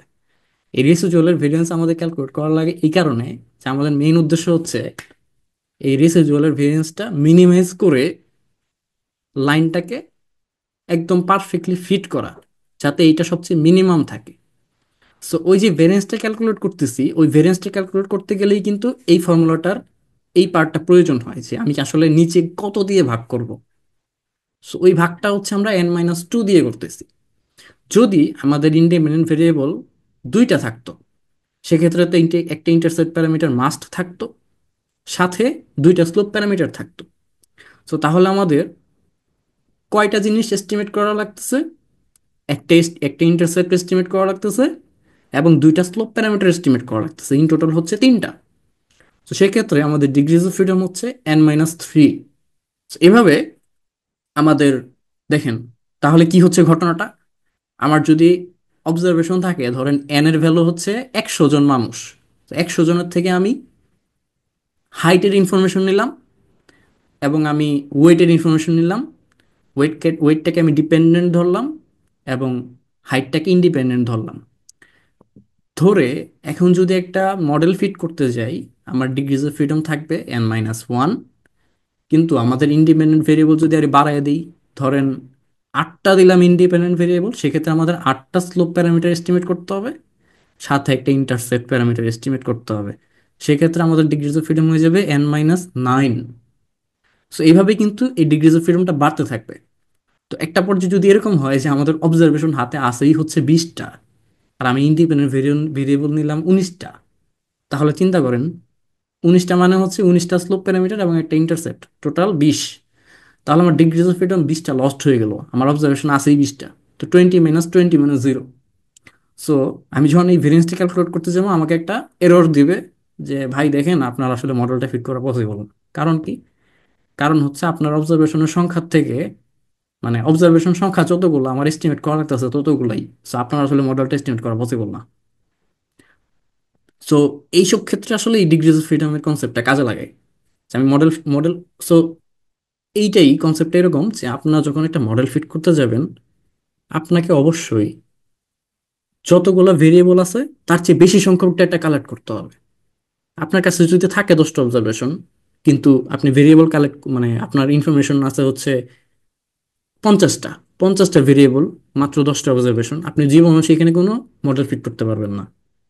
আপনার হাতে আছে 100টা ইন্ডিপেন্ডেন্ট ভেরিয়েবল বা ফিচার, আর আপনার অবজারভেশন আছে হচ্ছে 80 জন, তো সেক্ষেত্রে আপনি কখনোই মডেল ফিট করতে পারবেন না। সো এই কারণে, কেন পারবেন না, এই কারণে, এক্স্যাক্টলি এই কারণে যে আপনি আসলে এই যে ভেরিয়েন্সটা ক্যালকুলেট করতে চাচ্ছেন, ধরেন উপরে এই যে ফর্মুলাটা, এই যে একটা ভেরিয়েন্স ক্যালকুলেট করতে চাচ্ছেন, সেটা আপনি করতে পারবেন না। অন্য কোনোভাবে এক্সপ্লেন করব? আসলে যেভাবে করছেন এক্সপ্লেন ওভাবেই করেন, আমি তখন মানে অন্যমনস্ক হয়ে গেছিলাম। আচ্ছা ভাই, অন্য মানুষ করে গেলে একটু কষ্ট করে রেকর্ডিং দেখিয়ে দেন, কারণ অনেকটা টাইম নিয়ে বুঝাইছি তো। আচ্ছা তারেক ভাই, আচ্ছা। হ্যান্ড রেজ করছেন, বলেন। ভাইয়া কিছুক্ষণ আগে আপনাকে একটা যে স্লাইডটা দেখাছিলেন পপুলেশনের, তখন আমি প্রশ্নটা চিন্তা করে ভুলে গেছিলাম। তো আমরা তো র্যান্ডমলি স্যাম্পল পপুলেশন থেকে নিব, এবং এটা আমরা এনশিওর করবো যাতে কোনোভাবে এটা বায়াস না হয়। হ্যাঁ, তো যাতে কোনোভাবে বায়াস না হয় এর জন্য কি কোনো টেকনিক আছে? কারণ আমরা যখন র্যান্ডমলি নিতেছি, ইন কেস আমাদের কিন্তু বায়াস হয়ে যেতে পারে, যেটা আমরা জানিও না। তো ইয়েস ইয়েস ইয়েস, আপনার আপনার হচ্ছে বিভিন্ন ক্লাস্টার স্যাম্পলিং টেকনিক আছে, স্ট্রাটিফাইড স্যাম্পলিং টেকনিক আছে, এরকম বিভিন্ন স্যাম্পলিং টেকনিক ইউজ করতে পারেন। আপনি যদি আপনার সার্ভের জন্য এই জিনিসগুলো শিখতে চান, আমি, ইয়েস, এটা আসলে বলা উচিত, স্যাম্পলিং এর জন্য আমাদের একটা ক্লাস নেওয়া উচিত। আচ্ছা, সো স্যাম্পলিং নিয়ে একটু কথা হচ্ছিল, ওইটা ক্লিয়ার আমি করে দিব। আরেকটা বিষয় হচ্ছে যে ডিস্ট্রিবিউশনটা আমরা পাচ্ছি, ডেটা ডিস্ট্রিবিউশন, সেটার শেপ কি রকম। সো শেপটাও আসলে ম্যাটার করে কখনো কখনো। সো এটার জন্য আসলে আমাদের হাতে দুইটা মেজারমেন্ট আছে, একটা হচ্ছে স্কিউনেস আর একটা হচ্ছে কার্টোসিস। স্কিউনেস দিয়ে আমরা বুঝি যে ডেটাটা আসলে কতটুকু, মানে ডান দিকে বেশি নাকি বাম দিকে বেশি। ডান বাম বলতে বোঝাচ্ছি যে লার্জ ভ্যালুগুলোর দিকে বেশি নাকি স্মলার ভ্যালুগুলোর দিকে বেশি। তো প্রথম যে ফিগারটা আপনারা দেখতেছেন, এখানে দেখেন এদিকে তো স্মলার ভ্যালুগুলো, রাইট? সো এখানে এই ডিস্ট্রিবিউশনটার ক্ষেত্রে, ধরেন এটা কোনো একটা কিছু ডিস্ট্রিবিউশন, আমি জাস্ট ফিগারটা নেট থেকে নিছি, নিচে লিঙ্ক আছে। সো ওখানে দেখবেন যে স্মলার ভ্যালুগুলোর পরিমাণ কম, কিন্তু লার্জ ভ্যালুগুলোর দিকে অনেক বেশি। সো এটা হচ্ছে positively skewed distribution, sorry sorry, negatively skewed distribution. So এটা হচ্ছে এদিকে খুব বেশি স্কিউড। আর যখন দেখা যাবে যে স্মলার ভ্যালুর পরিমাণ বেশি এবং এই ডান দিকে যেদিকে লার্জ ভ্যালুগুলো আছে সেই দিকে একটা লেজ, অনেক বেশি বড় একটা লেজ, সেটা হচ্ছে পজিটিভলি স্কিউড ডিস্ট্রিবিউশন। ঠিক আছে? সো এই ডিস্ট্রিবিউশনগুলোর একটা ক্যারেক্টারিস্টিক আছে, সেটা হচ্ছে এখানে যে মিন মিডিয়ান মোড থাকে, আমরা সেন্ট্রাল ভ্যালুগুলো, টেন্ডেন্সির ভ্যালুগুলো প্রথমে দেখে আসছি। সো নেগেটিভলি স্কিউড যে ডিস্ট্রিবিউশনগুলো আছে সেখানে দেখা যায় মোডাল ভ্যালু সবচেয়ে বেশি থাকে, তারপরে মিডিয়ান ভ্যালু, তারপরে মিন ভ্যালু। তো দেখেন, মোডাল ভ্যালু হচ্ছে এই যে টপ যে জায়গাটা সবার উপরে, সেটা হচ্ছে মোড ভ্যালু। কারণ মোড মানে কি ছিল? প্রচুরক, যে অবজারভেশনটা সবচেয়ে বেশি সংখ্যকবার আসছে। সো আমার ডিস্ট্রিবিউশন যদি একটা ফিট করি, মানে ভিজুয়ালাইজ করি, ফর এক্সাম্পল ভিজুয়ালাইজ করলে যে জায়গাটায় সবচেয়ে বেশি পাবো সেটার বরাবর নিচের যে ভ্যালুটা থাকবে, ধরেন এখানে সেপল লেন্থ ছিল, তো সেই পয়েন্টটা হচ্ছে আমাদের মোড। কিন্তু মনে আছে আমি বলছিলাম যে মিন আসলে এক্সট্রিম ভ্যালু দ্বারা বা আউটলায়ার দ্বারা প্রভাবিত হয়। সো এই ডাটার ক্ষেত্রে দেখেন ম্যাক্সিমাম ডাটা হচ্ছে এই জায়গায়, কিন্তু অল্প কিছু ডাটা হচ্ছে এই দিকে, ছোট, কম কম ভ্যালুর দিকে। সো এই ছোট ভ্যালুগুলোর কারণে এই মিনটা হচ্ছে ইনফ্লুয়েসড হয়েছে, এবং ইনফ্লুয়েসড হয়ে এই সেন্ট্রাল ভ্যালুটার থেকে একটু এই দিকে চলে আসছে, বাম দিকে সরে গেছে। আর মিডিয়ান কেন এই জায়গায় মাঝখানে কেন? কারণ মিডিয়ান অ্যাকচুয়ালি মিড ভ্যালু, যার ডান দিকে হচ্ছে 50% অবজারভেশন থাকবে এবং বাম দিকে হচ্ছে 50% অবজারভেশন থাকবে। সো আপনি যদি এরিয়া ক্যালকুলেট করেন, এরিয়া, সো এই যে কার্ডটা দেওয়া হয়েছে এই জায়গায়, আপনি যদি এই জায়গাটার এরিয়া ক্যালকুলেট করতে পারতেন ইন্টিগ্রেশন বা সামহাও কোনো কিছু একটা করে, তাহলে দেখবেন যে এখানে হচ্ছে 50% অবজারভেশন আছে, আর এই পাশে হচ্ছে 50% অবজারভেশন আছে মিডিয়ানের। সো এটা এই এই ডিস্ট্রিবিউশনটাই এই ডিস্ট্রিবিউশনটা থেকে, বা এই যে নেগেটিভলি স্কিউড ডিস্ট্রিবিউশন আমি বলতেছি, এখান থেকে আমি তাহলে বলতে পারি যে এখানে মিন সবচেয়ে কম, তারপর মিডিয়ান, তারপর মোড। সিমিলারলি পজিটিভ স্কিউ ডিস্ট্রিবিউশনে কি হচ্ছে? সবচেয়ে বেশি অবজারভেশন যে জায়গাটায় আছে, এই যে এখানে, সো বরাবর এখানে হচ্ছে মোড, তারপর মিডিয়ান, তারপর মিন। মিন সবার এই পাশে কেন? আগে তো এই পাশে ছিল, এই পাশে গেছে কারণ হচ্ছে এই যে আউটলিং কিছু অবজারভেশন ছিল যারা হচ্ছে এক্সট্রিম লেভেলে, তাদের সংখ্যা খুবই কম, কিন্তু এক্সট্রিম লেভেলে চলে গেছে, তাদের কারণে হচ্ছে এই মিনটা হয়তো এইখানে থাকার কথা ছিল, এই জায়গায় থাকার কথা ছিল, এখানে থাকার কথা ছিল, বা এখানে থাকার কথা ছিল, সে একটু আর একটু ডান দিকে সরে গেছে, এখানে না বরং এখানেও চলে যেতে পারে, কখনো কখনো দেখা যায় এদিকেও চলে গেছে। সো ওই যে স্যাটেলাইটের অবজারভেশন ইয়ারটা ছিল, ওইটার যদি এরকম একটা ডিস্ট্রিবিউশন ফিট করতাম আমি, আমি চেষ্টা করব যেদিন ভিজুয়ালাইজেশনের ক্লাসটা আছে ওই দিন আমি এরকম একটা ডিস্ট্রিবিউশন ফিট করে দেবো স্যাটেলাইটের। সেদিন দেখবেন যে মিনের অবজারভেশনটা হচ্ছে একদম এইখানে, মিন মিন এইখানে, মোড হয়তো এই জায়গায়, আর মিডিয়ান হচ্ছে এইদিকে। কারণ কি? আমি যদি আবার উপর দিকে যাই, কি ছিল স্যাটেলাইটে? On average each country has 148, however median is around 7, mode সবচেয়ে কম। সো এটার ডিস্ট্রিবিউশনটা তাহলে কেমন, পজিটিভ নাকি নেগেটিভ? এটা ডিস্ট্রিবিউশনটা হচ্ছে পজিটিভলি স্কিউড, কারণ আমার এভারেজ ভ্যালুটা অনেক বেশি দেখাচ্ছে, যেটা আসলে আনরিয়ালিস্টিক। সো এটা ডিস্ট্রিবিউশনটা যদি আমি তৈরি করি তাহলে দেখা যাবে যে এইরকম উপরে উঠে আবার এই দিকে নেমে গেছে। ঠিক আছে? এই পর্যন্ত কারো কোনো কোয়েশ্চেন আছে?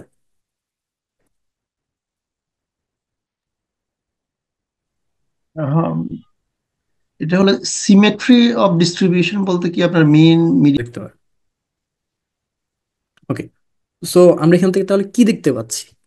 দেখেন, আমাদের মেইন গোল থাকে এরকম যে ডেটা যেন নর্মাল ডিস্ট্রিবিউশন ফলো করে, আদারওয়াইজ ম্যাক্সিমাম অ্যানালাইসিসের সমস্যা হবে। কারণ ম্যাক্সিমাম স্ট্যাটিস্টিক্যাল মেথডস কিংবা যে কোনো কিছু, তারা এজিউম করে নেয় যে আমাদের ডেটা কোনো একটা স্পেসিফিক ডিস্ট্রিবিউশন ফলো করে, এবং ম্যাক্সিমাম ক্ষেত্রে সেই ডিস্ট্রিবিউশনটা হচ্ছে নর্মাল ডিস্ট্রিবিউশন।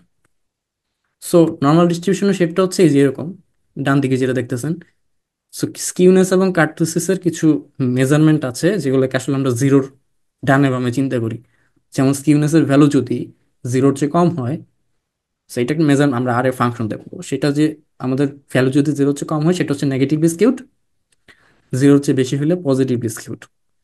সো আমাদের টার্গেট থাকে এমন দেখা যে আমাদের ডেটাটা আসলে স্কিউনেসের ভ্যালু কত, কার্টোসিসের ভ্যালু কত, যেটার উপর ডিপেন্ড করে আমরা বলতে পারবো যে আমাদের ডেটাটা আসলে নর্মালের কাছাকাছি কিনা, নর্মাল ডিস্ট্রিবিউশন ফলো করে কিনা সেটা চেক করার আরো ওয়ে আছে, বাট এটা হচ্ছে খুব বেসিক একটা ওয়ে। এখন স্কিউনেস নিয়ে কথা বলতেছিলাম। স্কিউনেস মানে হচ্ছে যে ডানে বামে কতটুকু ছড়ানো সেটা। আর কার্টোসিস মানে হচ্ছে যে ডেটার ভেরিয়েবিলিটি কিরকম। ভেরিয়েবিলিটি যদি খুবই কম হয়, ওই যে ভেরিয়েন্সের কথা যা বলতেছিলাম আগে, আমাদের দুইটা খুবই কমন ছিল, এটা ছিল সেটোসার অবজারভেশনের ভেরিয়েবিলিটি দেখা যাচ্ছে এরকম খুবই কম, ভার্জিনিকে দেখা যাচ্ছে অনেক বেশি। সো এই যে ভেরিয়েবিলিটিটা, এটা আমরা মেজার ওখানে মেজার করতেছিলাম অলরেডি ভেরিয়েন্স ইয়া, তারপর হচ্ছে স্ট্যান্ডার্ড ডিভিয়েশন ইত্যাদি দিয়ে। বাট এই যে কার্টোসিসেরটা, এটা হচ্ছে আরেকটা মেজার। স্কিউনেস কার্টোসিস একই সাথে মেজার করা হয়, কারণ এই দুইটা হচ্ছে একই সাথে ক্যালকুলেট করা এবং ইন্টারপ্রেট করা ইজি, এই কারণে। তো কার্টোসিসের ভ্যালু যদি জিরো হয়, দেখেন জিরো মানে কিন্তু এই না যে আমাদের কোনো ভেরিয়েবিলিটি নাই। সো কার্টোসিস হচ্ছে ওই সেন্সে ডিফারেন্ট দেন স্ট্যান্ডার্ড ডিভিয়েশন কিংবা ভেরিয়েন্স। ওই ভেরিয়েন্স কিংবা স্ট্যান্ডার্ড ডিভিয়েশন যদি জিরো হয়, তার মানে কিন্তু আসলে আমাদের ডেটাতে কোনো ভেরিয়েবিলিটি নাই। কিন্তু কার্টোসিসের ভ্যালু জিরো মানে কিন্তু এই না যে ডেটাতে কোনো ভেরিয়েবিলিটি নাই। কার্টোসিসের ভ্যালু জিরো মানে হচ্ছে সে একটা পারফেক্ট নর্মাল ডিস্ট্রিবিউশনের শেপ তৈরি করছে। ঠিক আছে। সো কার্টোসিসের ভ্যালু যদি জিরোর চেয়ে কম হয়, তার মানে হচ্ছে এই যে স্প্রেডটা, এই স্প্রেডটা হচ্ছে নর্মাল ডিস্ট্রিবিউশনের চাইতে বেশি। আর কার্টোসিসের ভ্যালু যদি জিরোর চেয়ে বেশি হয়, তার মানে হচ্ছে এটার এটার শেপ হচ্ছে নর্মাল ডিস্ট্রিবিউশনের চাইতে কম। মানে স্কিউনেসটা, কার্টোসিসটা হচ্ছে কম, সরি কার্টোসিসটা হচ্ছে বেশি। সো এখানে দেখা যাবে যে স্প্রেডটা খুবই কম, আর এখানে দেখা যাবে স্প্রেডটা খুবই বেশি। সো আমাদের টার্গেট থেকে দেখা এরকম যে আমাদের ডেটার স্কিউনেসটা জিরোর কাছাকাছি কিনা এবং কার্টোসিসের ভ্যালুটা জিরোর কাছাকাছি কিনা। সো যত জিরোর কাছাকাছি থাকে ডেটাটা, তত নর্মাল ডিস্ট্রিবিউশন ফলো করে। সো কার্টোসিসের এই যে ডিস্ট্রিবিউশনগুলোর, এগুলো কিছু নাম আছে, যে কার্টোসিসের ভ্যালু যদি জিরোর চেয়ে কম হয়, সেই টাইপের ডিস্ট্রিবিউশনকে আমরা প্লাটিকার্টিক ডিস্ট্রিবিউশন বলি। বা বা- আর আর হচ্ছে কার্টোসিসের ভ্যালু যদি জিরোর চেয়ে বড় হয়, সেক্ষেত্রে আমরা সেটাকে লেপ্টোকার্টিক ডিস্ট্রিবিউশন বলি। ঠিক আছে। আর এমনিতে যেগুলো আছে নর্মাল, নর্মাল ডিস্ট্রিবিউশনটাকে আমরা মেসোকার্টিক ডিস্ট্রিবিউশন বলি। সো ক্লিয়ার এই পর্যন্ত? এবং উপরে লেখা আছে আসলে স্কিউনেস কি মেজার করে। এটা মেজার করে যে সিমেট্রি অফ দ্য ডিস্ট্রিবিউশন, ডানে বামে সব সেম কিনা। এখন দেখেন এই কার্টোসিসের যে ফিগারগুলো আছে এখানে দেখেন, এই পয়েন্টটাও থেকে কিন্তু ডানে বামে same. So mean median mode সবাই হচ্ছে একই পয়েন্টে। এখানেও সবাই একই পয়েন্টে, এখানেও কিন্তু সবাই একই পয়েন্টে। বাট একই পয়েন্টে হইলেও তাদের ভেরিয়েবিলিটি কিন্তু ডিফারেন্ট। ঠিক আছে। সো এখন একটু কোয়েশ্চেন নিব। ওকে, সো এই জায়গাটাতে আশা করি আর কারো কোনো কোয়েশ্চেন নাই। আহ, আমি পরের জায়গায় যাই, কোয়েশ্চেন থাকলে হ্যান্ড রেজ করেন, হ্যাঁ। সো এখন হচ্ছে কিছু মানে একদম রিলেটেড, আজকে যেহেতু ডেসক্রিপটিভ স্ট্যাটিস্টিক্স ইডি নিয়ে কাজ করতেছি, এটার সাথে রিলেটেড আরেকটা হচ্ছে যে পরবর্তীতে আমরা যখন মডেল ফিট করব, যে কোনো ধরনের মডেল ফিট করব, টাইম সিরিজ হইতে পারে, রিগ্রেশন হইতে পারে, ক্লাসিফিকেশন হইতে পারে, বা যে কোনো কিছু হইতে, ক্লাসিফিকেশনে এগুলো ইউজ হবে না, বাট মুখে চলে আসছে আর কি, যে কোনো কিছু হইতে পারে। তো সেখানে আমরা প্রায় সিমিলার কিছু ইভালুয়েশন ম্যাট্রিক্স ইউজ করতে পারি। সো কমনলি ইউজড যেগুলা, সেগুলোর ফর্মুলাটা আমি এখানে স্লাইডে দিয়ে রাখছি। সবচেয়ে বেশি আপনারা যেটার সাথে পরিচিত সেটা হচ্ছে আর স্কোয়ার এবং মিন স্কোয়ার এরর বা এমএসই। তো এদের ফর্মুলাগুলো আপনারা দেখতেছেন। তো এতক্ষণ যেহেতু আপনারা আগের গুলো দেখে আসছেন, আমার ধারণা এই ফর্মুলাগুলো আসলে কিভাবে কাজ করে সেটা সম্পর্কে একটা আইডিয়া অলরেডি হয়ে যাবে। তো যেমন দেখেন, এই যে ওয়াই আই, এমএপি এর ফর্মুলাটাতে আমি দেখাচ্ছি এখানে, y I minus Y i cap বা হেড যেটাই বলেন, এখানে যেটা করা হচ্ছে, ওয়াই আই হেড মানে হচ্ছে ফিটেড ভ্যালু। সো আপনি যেহেতু একটা মডেল ফিট করতেছেন, আপনার কাছে একটা জানা ভ্যালু আছে, যে ভ্যালুটা আপনি জানেন। আরেকটা ভ্যালু হচ্ছে আপনি মডেল ফিট করার পরে ফিটেড একটা ভ্যালু পাচ্ছেন, রাইট? সো দুইটার মাঝে তো অলরেডি একটা মানে অবশ্যই একটা এরর থাকবে। সো সেই এররটা বেশি হইলে মডেলটা খারাপ, এররটা কম হইলে মডেলটা ভালো। এটাই তো আমাদের মানে মাথায় এরকম কাজ করে, রাইট? মানে আমি একটা জিনিস প্রেডিক্ট করলাম যেটার অ্যাকচুয়াল ভ্যালু অনেক দূরে, সো তখন আমাদের এররটা বেশি। সো ওই এররটা যত কম থাকবে, বা ভেরিয়েশনটা যত কম থাকবে, বা ডিফারেন্সটা যত কম থাকবে, আমার মডেলটা তত ভালো। ঠিক আছে। সো আমরা এতক্ষণ পর্যন্ত যে বিভিন্ন জিনিস জেনে আসলাম, সেন্ট্রাল টেন্ডেন্সি এবং ভেরিয়েবিলিটির মেজার। সো ভেরিয়েবিলিটির মেজারের মধ্যে আমরা ভেরিয়েন্স শব্দটা ইউজ করছি। সো অনেকের মাথায় আসতে পারে যে তাহলে তো আমরা এখানে ভেরিয়েন্স ইউজ করতে পারি, রাইট? সো ইয়েস, আমরা এখন সেরকম কাজই করব। এই ফর্মুলাটা দেখেন, মিন স্কোয়ার এররের ফর্মুলাটা। মিন স্কোয়ার এররের ফর্মুলাতে এখানে 1/n summation of y I minus Y i hat whole square. So y i hat মানে হচ্ছে প্রেডিক্টেড ভ্যালু, ওয়াই আই মানে হচ্ছে আমাদের original value. So original value থেকে প্রেডিক্টেড ভ্যালুটা মাইনাস করে আমরা এররটা পাইলাম, সেটাকে সেইগুলোর স্কোয়ার করে এন দিয়ে ভাগ করলে আমরা মিন স্কোয়ার্ড এরর পাচ্ছি। সো তার মানে কি, আমাদের এই মিন স্কোয়ার্ড এররটা যত কম হবে আমাদের মডেলটা তত ভালো। সো আমি যদি এখন একই ডেটার জন্য তিন ধরনের কনফিগারেশনে তিনটা মডেল ফিট করি, যেই মডেলের মিন স্কোয়ার্ড এররের ভ্যালু কম থাকবে সে হচ্ছে তত ভালো। আমরা ওই সেন্সে আমরা এই জন্য বলি যে এমএসির ভ্যালু বেশি না কম কোনটা হইলে ভালো। এই কারণে ভালো, কারণ এই ফর্মুলাটার দিকে তাকান, এখানে ভেরিয়েবিলিটি মেজার করতেছে। তো যেহেতু এটা ভেরিয়েবিলিটি মেজার করতেছে, যত কম তত ভালো। তো এইখানে হচ্ছে আমরা সেই জাজমেন্টাল জিনিসটা ইউজ করতেছি। কিন্তু যখন আমরা আইরিসটা দেখতেছিলাম সেখানে কিন্তু এই ধরনের কোনো ইউজ কেসই ছিল না, যে আসলে আমরা এনে যে কি জাজ করবো যে এটা ভালো না খারাপ, সেরকম কিছু এখানে আসেই না। আমরা জাস্ট ডেটা দেখতেছি। বাট এটা যদি এররের ডিস্ট্রিবিউশন হইতো, যে ইয়েস এটা একটা মডেলের এরর, সেই এররের ডিস্ট্রিবিউশনটা এরকম, এটা আরেকটা মডেল, সেটা মডেলের অবজারভেশনগুলোর এররের ডিস্ট্রিবিউশন এরকম, এটা আরেকটা মডেল, সেটার অবজারভেশন এরকম। সো ওই তিনটার মধ্যে কোনটা ভালো, আমি বলতাম যে প্রথমটা ভালো। কেন? বিকজ ওই মডেলের ভেরিয়েশনটা কম, এররের ভেরিয়েশনটা কম। ঠিক আছে। So আশা করি এখন মোটামুটি একটা আইডিয়া হয়ে গেছে, ক্লিয়ার ব্যাপারটা নিয়ে।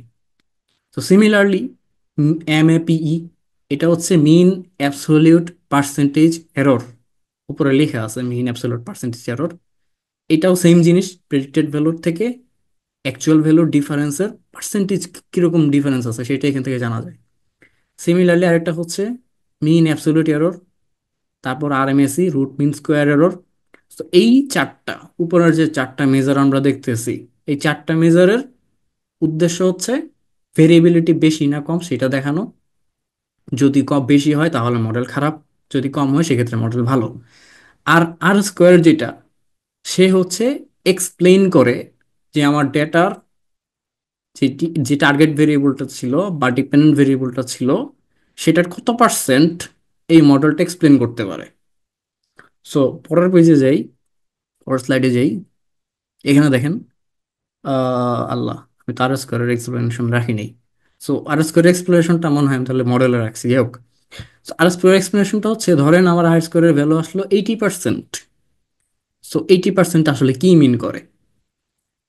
আর স্কোয়ারের ভ্যালুটা সবসময় 0 থেকে 1 রেঞ্জের মধ্যে থাকবে, বা 0 থেকে 100% রেঞ্জের মধ্যে থাকবে। ঠিক আছে। সো আর স্কোয়ারের ভ্যালু যত ভালো, ধরেন ধরেন আমার মডেলের আর স্কোয়ার ভ্যালু যদি 100% আসে, এটার মানে হচ্ছে 1 মাইনাস এই পোর্শনটা 0। এখন এই পোর্শনটাই কি? এই পোর্শনটা আছে হচ্ছে Y I minus Y i hat, সেইটার স্কোয়ার। তার মানে হচ্ছে একটা ভেরিয়েবিলিটি এখানে মেজার করতেছে, রাইট? আর নিচে হচ্ছে Y I minus Y I bar, তার মানে হচ্ছে এভারেজ থেকে ভেরিয়েবিলিটি কতটুকু সেটা মেজার করতেছে। সো উপরে আর নিচে দুইটার পোর্শন করে যখন এখানে 0 পাবে, তার মানে আসলে আমার অ্যান্সারটা হচ্ছে এটা যত, মানে কি বলে, এটা যদি 0 হয় তাহলে এটা 1, তার মানে আমার ডেটার মধ্যে কোনো ভেরিয়েবিলিটি নাই। আর এটা যদি 1 হয়ে যায়, 1 - 1 0। এটা 1 হওয়া মানে হচ্ছে ডেটাতে প্রচুর ভেরিয়েবিলিটি, আমার এরর প্রচুর বেশি। সো প্রচুর বেশি এরর মানে আমার মডেল খারাপ, আর সবচেয়ে কম এরর মানে আমার মডেল অনেক ভালো। সো এটা যদি 0 হয়ে যায়, এটা 1 - 0, আর স্কোয়ারের ভ্যালু 1। সো 0 মানে হচ্ছে ভালো মডেল, আর স্কোয়ার 1 মানে ভালো মডেল। আর এই ভেরিয়েবিলিটি যদি খুবই বেশি হয় তাহলে এটা 1 হয়ে যাবে। সো 1 - 1 মানে 0, আর স্কোয়ারের ভ্যালু 0 মানে খুবই খারাপ মডেল। সো এটার একটা এক্সপ্লেনেশন আছে যে আমার ডেটার টার্গেট ভেরিয়েবলের কত পার্সেন্ট বা কতটুকু প্রপোর্শন ইনফরমেশন এই মডেলটা এক্সপ্লেন করতে পারে। সো আমাদের টার্গেট থাকে এমন মডেল বানানো যেই মডেলটা টার্গেট ভেরিয়েবলের সর্বোচ্চ সংখ্যক পরিমাণে এক্সপ্লেনেশন দিতে পারে। যদি আমার আর স্কোয়ারের ভ্যালু 90% কিংবা 95% হয় তাহলে আলহামদুলিল্লাহ, কিন্তু আমার মডেলের আর স্কোয়ারের ভ্যালু যদি 30% কিংবা 25% হয় তাহলে শেষ, লাইফ শেষ। তো এখন এটা আবার ডিপেন্ড করে ফিল্ড টু ফিল্ড বা ডিসিপ্লিন টু ডিসিপ্লিন ভ্যারি করে যে আসলে এই ডেটার জন্য যে মডেলটা আসতেছে হিস্টোরিক্যালি আমার এই মডেলগুলোর আর স্কোয়ার ভ্যালু কত থাকে। ঠিক আছে, এখন আপনি যদি স্টাডি করেন হার্ট ডিজিজ নিয়ে, অবশ্যই আপনার খুব ভালো রকমের আর স্কোয়ারের ভ্যালু আসা উচিত, কারণ এটা হার্ট ডিজিজ, খুবই সেনসিটিভ একটা বিষয়। এখানে মডেল ফিট করে যদি খুবই লো ফিটেড কোনো মডেল নিয়ে কাজ করেন সেক্ষেত্রে ঝামেলা হবে। কিন্তু আপনি যদি এমন কিছু নিয়ে কাজ করেন যেখানে আপনার টার্গেট থাকে এইরকম যে কোনো একটা ইন্ডিপেন্ডেন্ট ভেরিয়েবল সেটার কি পজিটিভলি এক্সপ্লেন করে টার্গেটকে নাকি নেগেটিভলি এক্সপ্লেন করে এইটা জানা, সেক্ষেত্রে আসলে আমাদের আর স্কোয়ারটা খুব একটা ঝামেলার কিছু না। সো আমরা এগুলো পরে জানবো, মডেলিং এর পার্টে গিয়ে জানবো। এখানে জাস্ট একটা ট্রেলার দিয়ে রাখলাম, এইটুকুই।